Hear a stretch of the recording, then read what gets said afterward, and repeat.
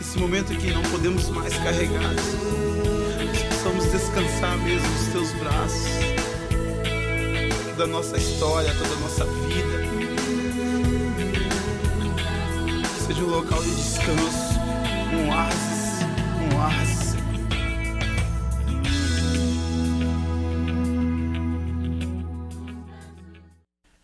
Paz de Jesus, meus irmãos, vocês estão bem?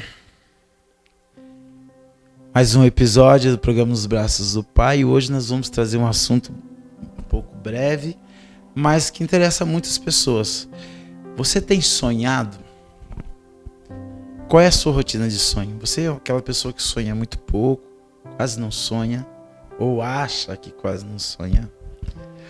E quando sonha fica incomodado? Ou você é aquela pessoa que sempre tem sonhos e sempre acorda incomodado com os sonhos? Se você é essa segunda pessoa, com certeza você já procurou os significados dos sonhos. Alguém já te disse que seus sonhos têm significados? Esse assunto nós vamos ouvir um pouco à luz da palavra hoje. É necessário a gente saber que tudo que provém do Senhor, que é belo e que é ferramenta, o inimigo tenta roubar. O inimigo tenta tirar para ele. Esse também é mais uma das coisas, o sonho.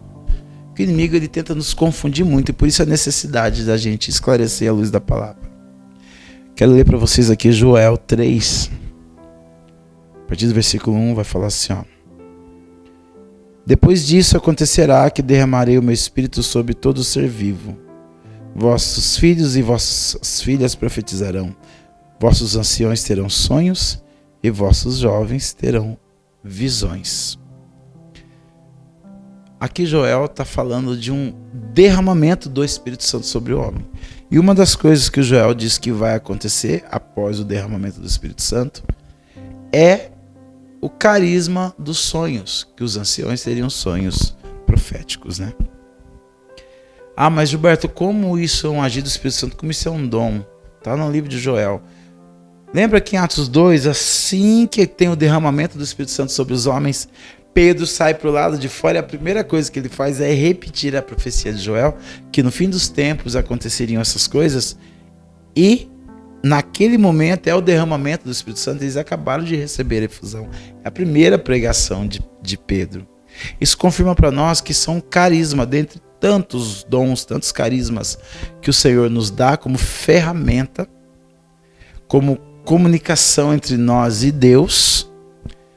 Os sonhos também são dons, carisma que o Senhor nos dá. Por isso, durante toda a nossa vida, a ideia é interpretar os sonhos. As pessoas têm tentado usar a interpretação para tantas coisas que não tem nada a ver com Deus. O número da loteria, essas coisas todas. Mas, se formos ver na palavra no todo, José revelando o sonho do faraó, lá no livro de Gênesis, capítulo 41, o faraó ele quer que José interprete o sonho dele, né? Daniel com Nabucodonosor, também, o rei está procurando uma interpretação do sonho dele. Livro de Ezequiel 37 também, os ossos ressequidos, tão conhecido. Ali Ezequiel está sonhando, e se a gente não prestar atenção, a gente passa a achar que são ossos de verdade, que viram carne, que recebem uma alma de volta. Não, ali é um sonho. Deus está tentando dizer para Ezequiel que é necessário profetizar vida sobre aqueles que estão sentindo que estão em situação de morte, e é num sonho que Deus fala. Livro de Apocalipse, Deus fala com João o tempo todo, né? Através de sonhos, mostrando para João que vai ser o novo céu, a nova terra, mostrando para João toda a realidade bíblica, né? Que é compactada toda ali no Apocalipse, desde a condenação até a salvação dos homens, através dos sonhos. E olha, infelizmente o inimigo ele sabe disso. Sabe que Deus te deu um carisma, sabe que Deus te deu um dom, e ele tenta te confundir, tenta me confundir. Então vamos lá. Se Deus te deu carisma, o dom de sonhar e de revelar a presença de Deus, o desejo de Deus através de um sonho, é necessário entender que dom de revelação é interpretativo, não é lógica. Deus me mostra algo que eu vou ter entendimento mais claro, algo que é da minha rotina. Por exemplo, uma mulher, eu sonhei com uma mulher grávida. A gente já pensa logo que alguém vai engravidar. Por coincidência, uma conhecida nossa aparece um mês depois falando que está grávida. E a gente fala, foi aquele sonho. Nem sempre. Muitas vezes o Senhor mostrar uma gestação, uma gestação, significa alguém que virá para uma vida nova.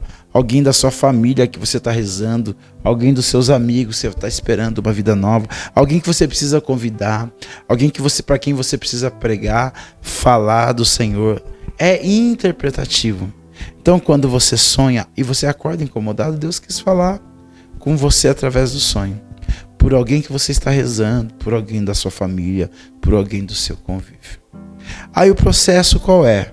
Primeira coisa, acordei incomodado, me ajoelho, tiro 5 minutinhos e falo, Senhor Jesus, se o Senhor me deu este sonho, se é uma revelação, me dá também a interpretação.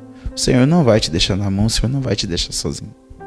Se você tem dificuldade de entender, procura alguém da parte de Deus para te ajudar a interpretar os sonhos.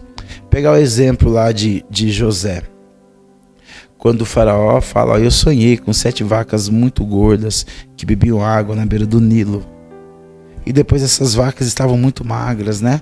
Que ele fala que ele chegou a se assustar. Ele chegou a sentir medo. Deus também, o faraó também conta que viu 7 espigas, né? Muito bonitas, com fartas de grão. Depois 7 espigas secas. E aí, José ele interpreta o sonho de faraó. Ele vai dizer, ó, é 7 anos de fartura. Depois é 7 anos de luta, de desgraça, de fome, de devastação. Mas perceba que tanto lá como no livro de Apocalipse, porque Apocalipse 19, e assim como Gênesis, nos dois livros a gente vê que Deus revela o sonho, Deus revelou o sonho, deu a interpretação do sonho para José, para ele prevenir uma desgraça que viria, para ele se preparar junto com todo mundo para não passar pela luta. Livro de Apocalipse faz várias previsões daquilo que pode acontecer com o homem que não se volta para Deus, né? Mas lá no capítulo 19, de capítulo 20, Deus já fala que o próprio Senhor vem preparar a igreja, colocar vestes novas, né? Deixar a igreja pronta para o encontro, né? E chama de noiva. O Senhor prepara a sua noiva, né? Para esse encontro com o Senhor. Ou seja, o que Deus está fazendo ali é revelando para uma prevenção. Ou para que eu me prepare para o que eu vou passar, ou para que eu não passe, para que eu ore e peça discernimento para Deus para não enfrentar aquela luta. São interpretativos. Então, uma revelação futura, e toda revelação é isso. Ou é para me colher o fruto daquela revelação, ou para que eu me prepare para não sofrer com a consequência daquela revelação. Isso é carisma vindouro de sonhos, revelação através de sonho. Tanto que Joel fala que os jovens teriam visões, os jovens não vão ver com o olho aberto, mas os anciões teriam sonhos proféticos. Deus ia falar com eles nos sonhos proféticos. Fica essa partilha, esse crescimento. Eu quero pedir, Senhor Jesus, que o Senhor derrame o seu Espírito Santo sobre nós, Senhor Jesus. Confirme em nós o carisma, o dom que o Senhor tem para nós, Jesus.